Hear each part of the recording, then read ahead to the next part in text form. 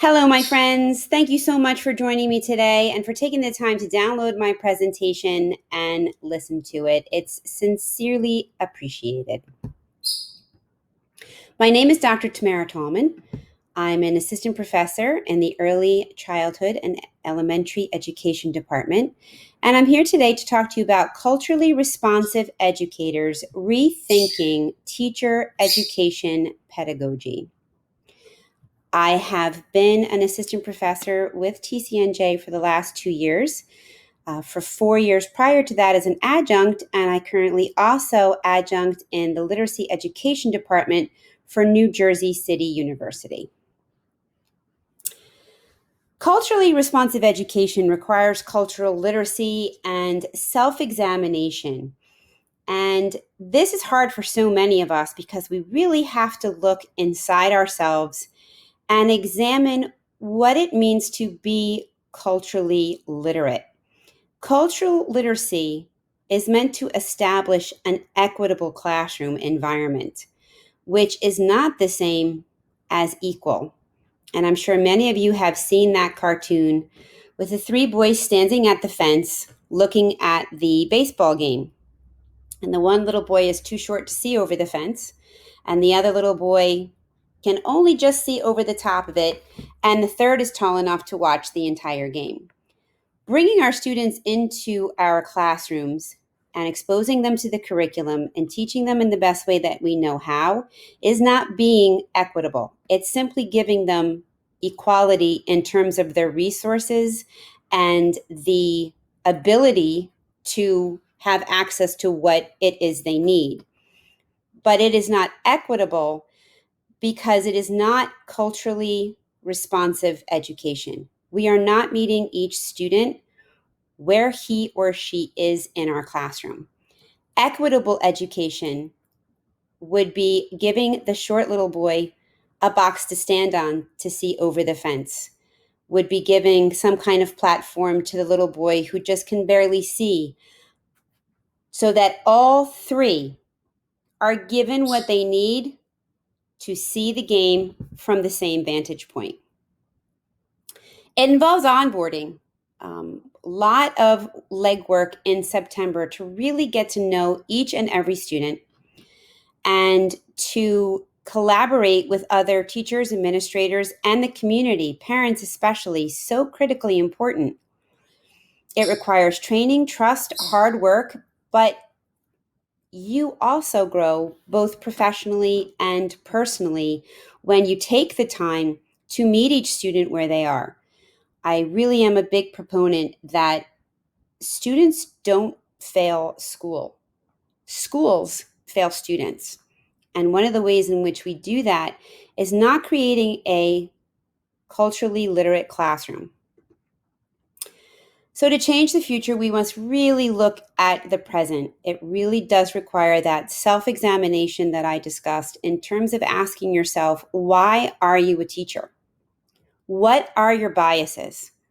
Whom do you stereotype? Where do you make assumptions? Where is the curriculum biased? What is your pedagogy? Have you yourself grown as a teacher in the last 5 years? Are you challenging yourself, and in what ways are you doing so to really understand the community in which you work and to really understand how your students learn? Did you become a teacher because of all the time off?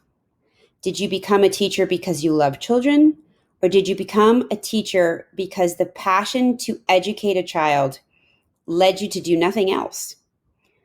Do you assume certain things about your students? Do you stereotype certain things? Are you challenging your own biases, your own assumptions, so that you yourself grow as a teacher and as a learner in order to really role model that learning for your students? Where do you see education in 5 years, in 10 years? And what can you do as a classroom teacher to drive the car in the direction that you want to see education going?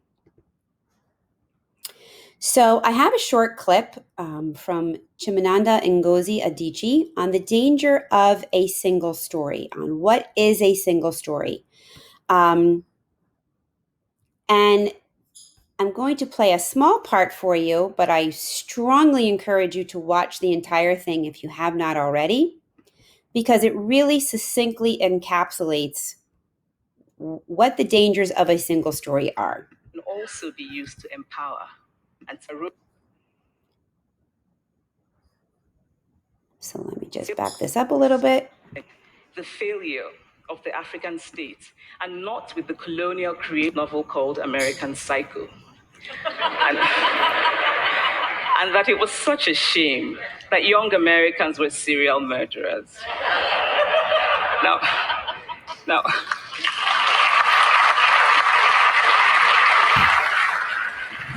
now, now, obviously, I said this in a fit of mild irritation, but it would never have occurred to me to think that just because I had read a novel in which a character was a serial killer, that he was somehow representative of all Americans. And now, this is not because I'm a better person than that student, but because of America's cultural and economic power, I had many stories of America. I had read Tyler and Updike and Steinbeck and Gateskill. I did not have a single story of America. When I learned some years ago that writers were expected to have had really unhappy childhoods to be successful, I began to think about how I could invent horrible things my parents had done to me. But the truth is that I had a very happy childhood, full of laughter and love, in a very close-knit family. So it's a quick humorous clip. I do encourage you again to watch the entire story. But the whole idea that her roommate believed her to be from an unhappy childhood, from a poor village, when in fact she had a houseboy. The things that she assumed about the houseboy working for her, what his life must have been like, and the whole idea of that single story. And we've all had single stories about people, and we've had single stories that people have had of us. But in order to change those stories, in order to change the future, we really must change the present.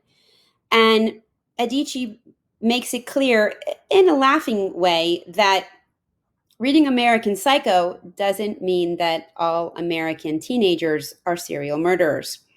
Just like when we read books, everyone represented in that book doesn't represent the entire culture that's given in that book. We often also have unintentional bias. It's stereotypes or beliefs that affect our actions in a discriminatory manner. It's not deliberate, it is unconscious. And it's important to know the science of bias, that it is still harmful, even if it's not intentional. And again, this involves self-examination. Are we dumbing down our curriculum?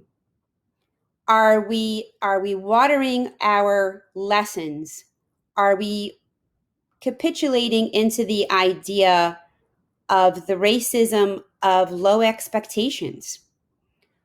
Are we challenging our students and all of them in the same way?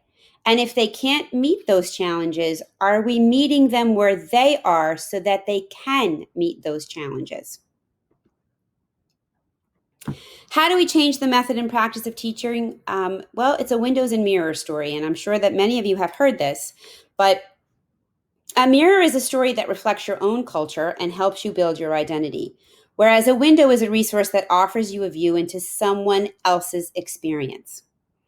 So we really need to start infusing cultural literacy and to stop using windows. Okay, so we don't want to simply look at someone else's experience, nor do we want to mirror everything that reflects our own, but instead we want the doors, the sliding doors, where we can see our students as many storied, where we can recognize individual differences, when we can admit and define bias and address it in the curriculum and in our lesson plans, when we can stop teaching one-sided history, and when we can invite our students through a door which invites them to also tell their stories so that we can reflect on one another's stories and not just they're reflecting on mine.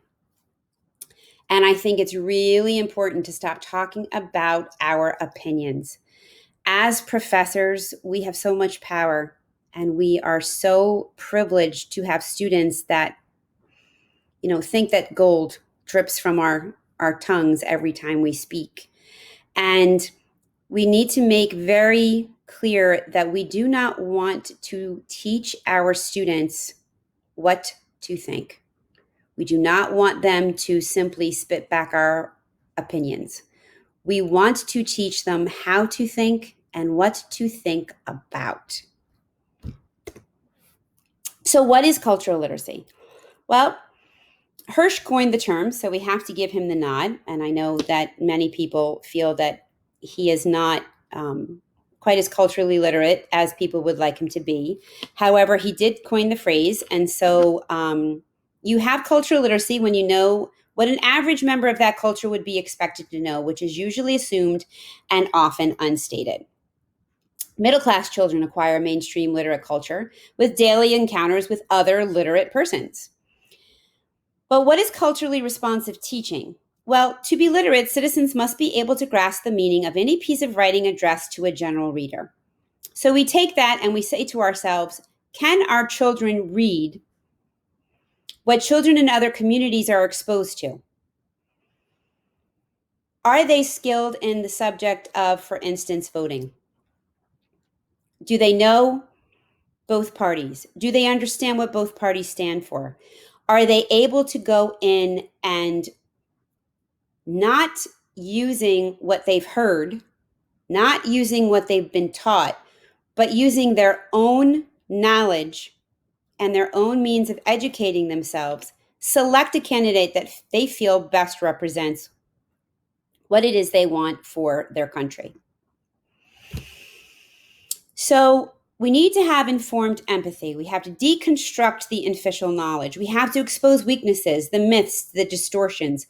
We have to ask those difficult questions of where are we as a teacher, and where is our bias? Where are we as an organization? Where are we as an institute? Where are we as a country? And we have to reconstruct the curriculum. And those are hard things to do because they're so cemented and they're so ingrained and there's such history in them that we meet that barrier of people who don't want changes in the curriculum. But culturally relevant teachers speak in terms of long-term goals. So when you're looking at your curriculum, when you're looking at your subject matter, you ask yourself first, why are we teaching this? Why is this important? Is this important? Will this enrich my students' lives? And if not, why is it part of my curriculum? And the teaching, the cultural competence, it's about both them and you. When you help your students recognize and honor their own cultural beliefs and practices, you acquire access to a wider culture as well as them. And everyone gains. So, culturally responsive teaching really means learning about all of your students. And again, that whole idea that students don't fail schools, schools fail students. Spend September getting to know your students, define the curriculum for each of them. And I'm a very big proponent of the universal design for learning because it really helps you. It's a lot of work, but it really helps you to engage in the personal learning of each of the students in your classroom. Address contemporary issues through the use of children's literature. I find that those hot button topics that sometimes can make children in the room uncomfortable, definitely parents of some of the children, LGBTQ plus curriculum, parents of divorce, single parent households, learning challenge, differently abled, adoption, all of that can be addressed through children's literature and in infusing that into the curriculum at any age, you're making sure that every single child, every single student in your room, their story is heard. They can engage in feedback with their peers with you because they've been heard. And I want you to think of some of the ways in which our curriculums don't do that. The Mother's Day fairs, the Father's Day fairs, and what happens to the children that don't have a mother, that don't have a father, that have someone else taking care of them for whatever reason, um, or that have two moms, two dads. Do the districts that we work with, are they inclusive of those people?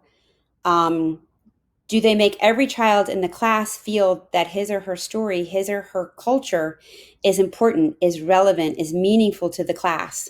So let's watch this quick clip from a Rutgers professor. The students that they work with every day. It's very important that they learn as much as they can in a broad way about the backgrounds of those children. Cultural backgrounds, linguistic backgrounds, know as much as they can about where their children are coming from. Then they've got to step back, put that knowledge in the background, and then deal with each child as an individual. Now, that's not an easy thing to do because as humans, one of the ways we learn is to classify, to categorize, but it can be problematic if we automatically assign a lot of characteristics to students based on some preconceived idea about how children of a particular culture or a particular linguistic background perform, what they are like. So knowing that there is as much variability within each group as there is across groups, I think helps to begin to focus on that kid, what he or she is about.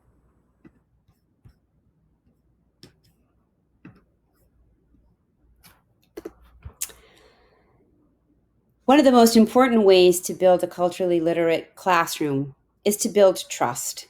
And that involves assessing the level of trust in your community, in the students, and being welcoming of their families, to begin relationships on a positive note, to send home or call with those positive affirmations, to highlight success, whatever it may be.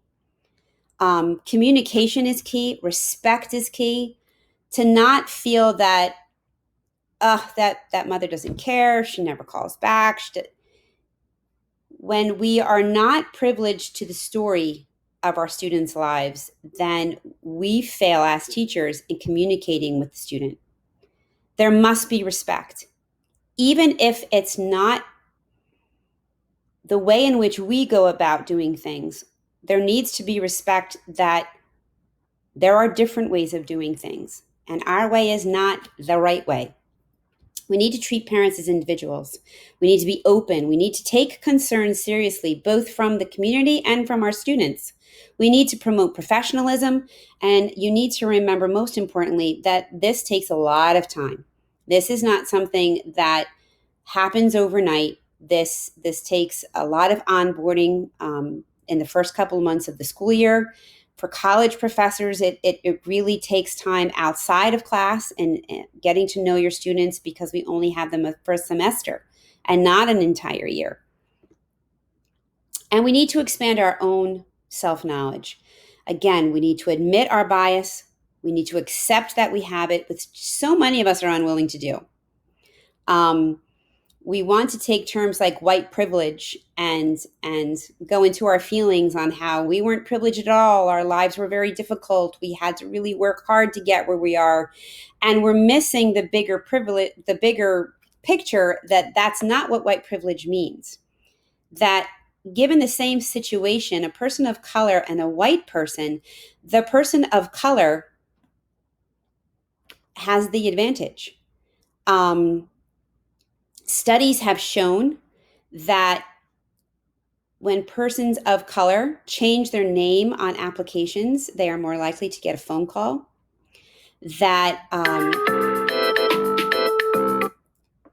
men who are scientists want only men in the field. That they are less likely to hire women. And going forward, not only do we have to train our groups on diversity and inclusion, but we need to make it part of the interviews. describe a time when you were part of a team that worked well together. What role did you play? And candidates' egos can really be revealed with their answers. If they answer the question by just talking about themselves, that's a big red flag. We need to understand that to make institutional changes, we need to change the institution. And that doesn't happen overnight. But one of the ways that it starts happening is to start infusing professors into our workplace that do admit that they have bias, that do accept it, that do really want to understand how to make classrooms equitable for all students, how to improve their own self-knowledge, and how to make culturally literate classrooms for all of their students. The future of teacher education pedagogy does need to support cultural literacy and self-examination. It needs to involve onboarding students to be part of a culturally responsive classroom. We need to have administrators and community members that support our doing this. And that could involve looking at things like the way students judge us, the way that they evaluate us. Is it fair if we are, sort of pushing them to think harder about different subjects that may make them uncomfortable? Our institutions need to support training and trust and hard work and professional and personal growth. So thank you so much for all of your time. Thank you for downloading my discussion.